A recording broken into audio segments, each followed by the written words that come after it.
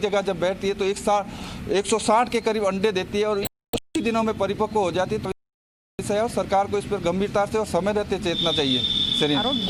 ये बड़ी मुसीबत इसलिए भी है क्योंकि पिछले 26 से 27 सालों के बाद, इतने सालों बाद ये बहुत बड़ा हमला किसानों के लिए बहुत बड़ा खतरा इसलिए हो जाता है क्योंकि आज से 26 साल पहले इसी तरह का हमला हुआ था और अब फिर से की दस्तक तो हो चुकी है, लेकिन इंतजाम उस तरह से नहीं दिखाई दे रहे। बिल्कुल श्रीन, इंतजामों की बात करनी चाहिए तो पिछले साल तो जो राजस्थान सरकारी मंत्री हरीश चौधरी खुद लगे थे, लेकिन इस बार कोई मंत्री या कोई भी राजनेता या सरकारी अधिकारी मौके पे दिखाई नहीं देता। हालांकि कल जब हम लोग गए थे तो बोरनाडा क्षेत्र में करीब 8 से 10 फैली हुई थी टिड्डियां, उनको नष्ट करने के लिए कुछ अधिकारी थे, लेकिन बात जिस तरह से समग्र रूप से करनी चाहिए, जिन टिड्डियों को नाश करना चाहिए उसके लिए सारी जो मशीनरी होनी चाहिए वो वहाँ दिखी नहीं थी।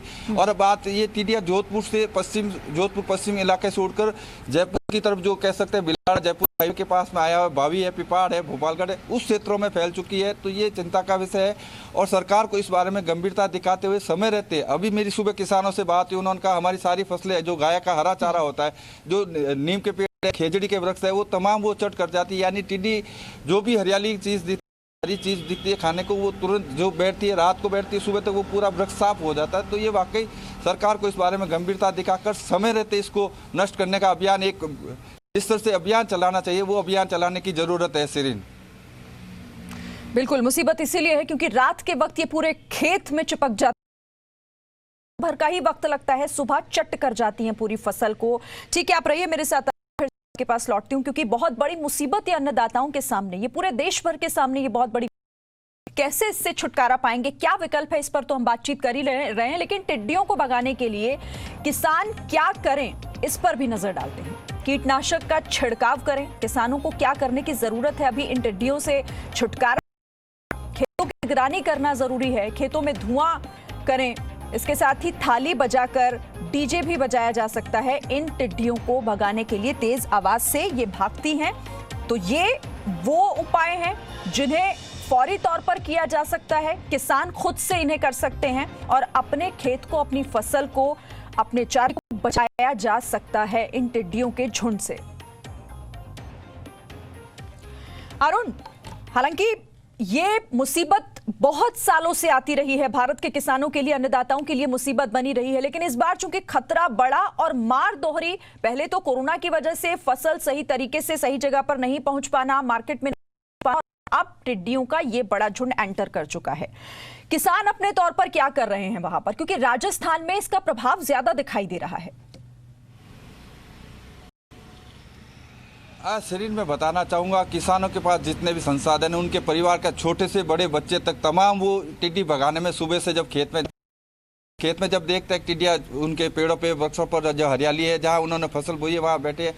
और अब की अभी जो टिड्डी देखने को मिली है वो सबसे बड़ी बात ये, सारी टिड्डियाँ मैच्योर हो चुकी है, यानी कि ये रात को तो पेड़ों पर रहती है लेकिन धूप चढ़ने के साथ ही ये खेतों में बैठ जाती है। और जिसमें जमीन में जो छोटी छोटी क्रॉप उगी है, पिछले दिनों जो बारिश आने के बाद लोगों ने फसलें बोई थी, उस क्रॉप को चट कर रही है। और इसके अलावा ये टिड्डियाँ खेतों के अलावा शहरों के अंदर भी आ चुकी है। जोधपुर सिटी के अंदर भी अगर बात करूंगा तो बासनी सालावास इलाके में कई जगह ये रात को आकर बैठी थी। उसके बाद लोगों ने कई प्रशासन को फोन किया, जोधपुर में प्रशासन समय पर नहीं पहुंच पाया था, जिससे उनके पार्क जो पिछले दिनों सरकार ने खोले थे, पार्क और उद्यान जिसमें घूमने के लिए लोग आने, लोग परेशान हो गए थे और उन टिड्डियों ने उस पार्क की सारी हरियाली को ही नष्ट कर दिया था। तो कह सकते हैं कि सरकार को अभी से इस मामले को लेकर गंभीरता दिखानी चाहिए ताकि आने वाले सीजन में और जिस तरह से फसलें खड़ी होगी उसके बाद उस फसलों को नुकसान नहीं पहुंचे और जो टिड्डी दल आ रहा है उसको वही रोका जाए। हालांकि ये टिड्डी दल एक दिन में करीब 150 किलोमीटर तक की रफ्तार तक आ जाता है, लेकिन जिस तरह से अगर गाँव के किसानों से लेकर वहाँ के पटवारी से, तहसीलदार से लेकर हल्का रिपोर्ट जो देते,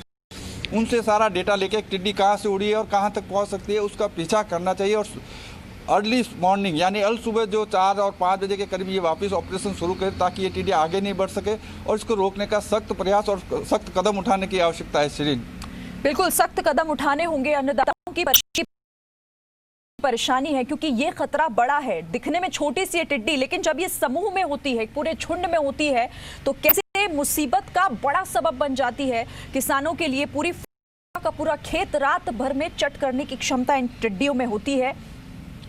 और यहाँ पर अब हम आपको ये भी बताते हैं कि आखिर टिड्डियों के दल से किन फसलों पर खतरा बड़ा है, किन फसलों को सीधे तौर पर नुकसान पहुंचाती हैं ये टिड्डियां। सब्जियां अगर इस खेत में घुस जाएं तो पूरी फसल, पूरी सब्जियों को तबाह कर सकती हैं, खा सकती हैं, चट कर सकती हैं रात भर में, जिनमें लौकी, भिंडी, करेला, तुरई, पत्तेदार सब्जियां शामिल हैं, पालक, मूली, चौराई। फलों की बात करें तो आम, अमरूद, नारंगी और अंगूर अगर फलों के इन बाग में घुस जाती हैं, इन खेतों में घुस जाती हैं तो पूरी तरह से चट कर जाएंगी रात भर। और सुबह किसान के सामने ये बहुत बड़ी मुसीबत इन टिड्डियों की वजह से। तो आप समझिए इस बात को। जी न्यूज़ दरअसल इस खबर को इसीलिए इस मुहिम के तौर पर चला रहा है क्योंकि ये परेशानी अन्नदाताओं की है, ग्रामीण इलाके की है। ग्रामीण भारत यानी नए भारत का बहुत महत्वपूर्ण हिस्सा, हमारा सपोर्ट एक तरीके से हम इसे कहेंगे।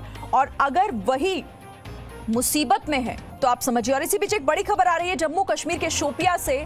24 घंटे में 9 आतंकी मारे गए हैं। 4 आतंकियों के मारे जाने की खबर और आ रही है इस वक्त शोपिया इलाके से।